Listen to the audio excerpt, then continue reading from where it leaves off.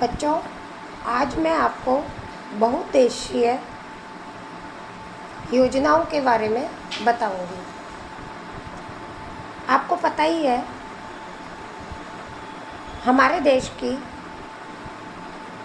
अर्थव्यवस्था कृषि पे निर्भर है, यानी हमारे देश की उन्नति में कृषि का बहुत बड़ा योगदान है। अनेक भौतिक और जलवायु के कारण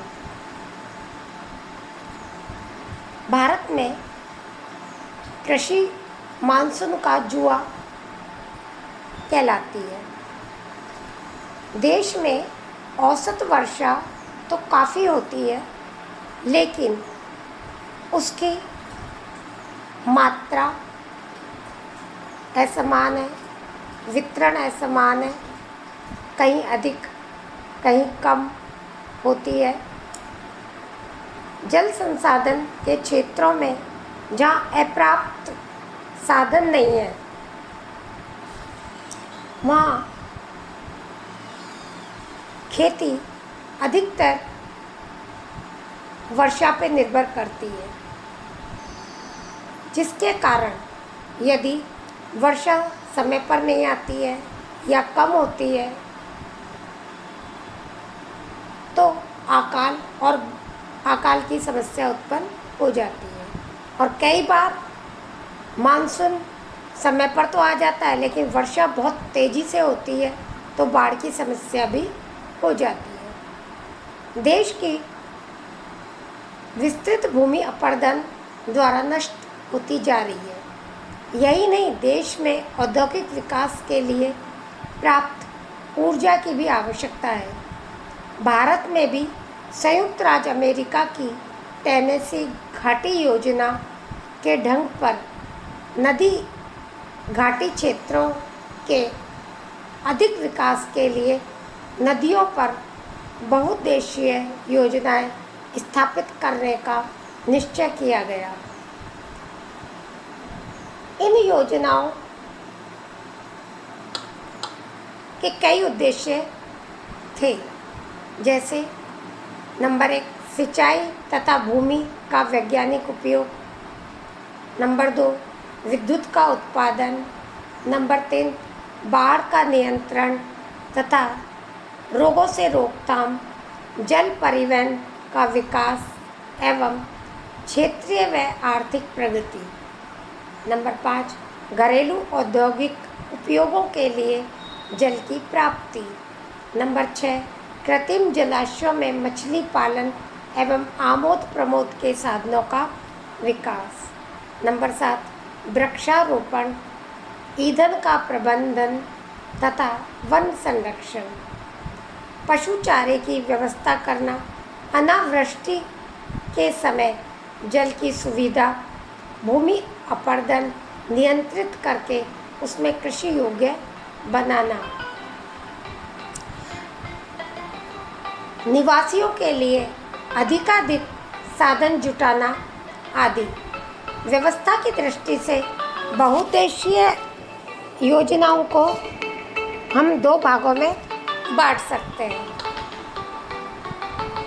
नंबर 1 केंद्रीय सरकार के अंतर्गत भाखड़ा नागल योजना, दामोदर घाटी की योजना, हीराकुंड की योजना, कोसी की योजना, रिहंद योजना।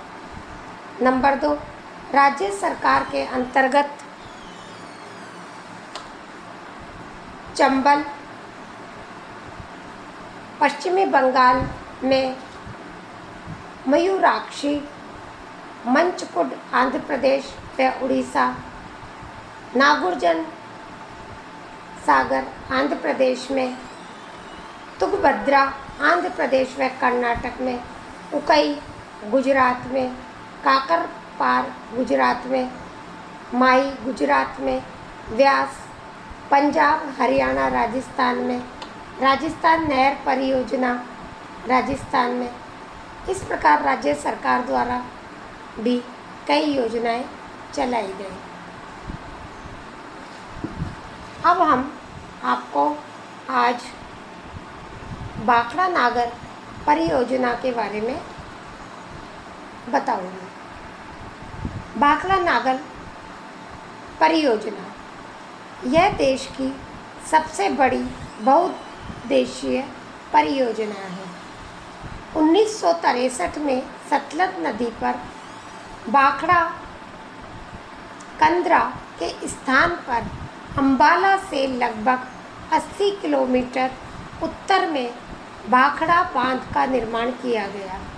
यह बांध 518 मीटर लंबा तथा 226 मीटर ऊंचा है। सीमेंट तथा कंक्रीट से बना हुआ है। ये विश्व में सीधे बांधों में सबसे बड़ा है। इस बांध के पीछे निर्मित गोविंद सागर जलाशय 88 किलोमीटर लंबा, 8 किलोमीटर चौड़ा है, जिसमें 114 करोड़ घन मीटर जल को संचित किया जा सकता है। इसमें 23 लाख हेक्टेयर भूमि की सिंचाई की जा सकती है तथा 12 लाख किलोवाट जल विद्युत का उत्पादन किया जा सकता है।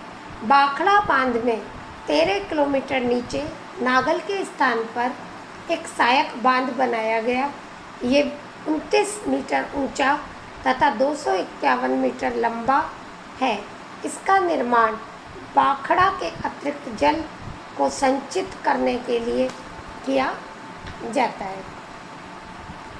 इस बहुउद्देशीय परियोजना के अनेक उद्देश्य हैं, जैसे नंबर 1 सतलज व यमुना के मध्यवर्ती भाग में सिंचाई करना। नंबर 2 सरहिंद नहर में जल बढ़ाकर उसके सिंचाई क्षेत्रों में वृद्धि करना। नंबर 3 गंग नहर द्वारा राजस्थान में सिंचाई करना। नंबर 4 12 लाख किलोवाट बिजली का उत्पादन करना। इस परियोजना में अनेक तथ्य हैं। नंबर 1 सतलज नदी के आर पार भाखड़ा बांध है। नंबर 2 नागल पर सहायक बांध। नंबर 3 भाखड़ा नहर प्रणाली मुख्य भाखड़ा नहर, विस्तृत दोआब नहर, सरहिंद नहर, नरवाना शाखा नहर आदि है। नागल जल विद्युत नहर। नागल जल विद्युत नहर पर 3 विद्युत गृह बनाए गए। इसी तरह विद्युत संप्रेषण के लिए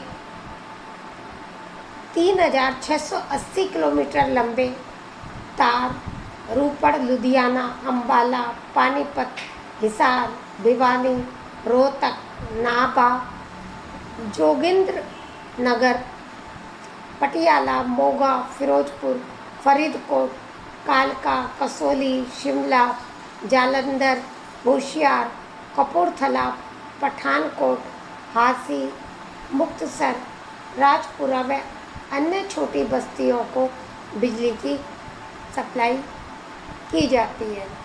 दिल्ली, गुड़गांव, पलवल, रेवाड़ी, राजस्थान के राजगढ़ व रतनगढ़ को भी विद्युत प्राप्त होती है। इस योजना से अनेक लाभ हो रहे हैं, जैसे हरियाणा के अधिकांश जिलों तथा दिल्ली को विद्युत का लाभ होता है।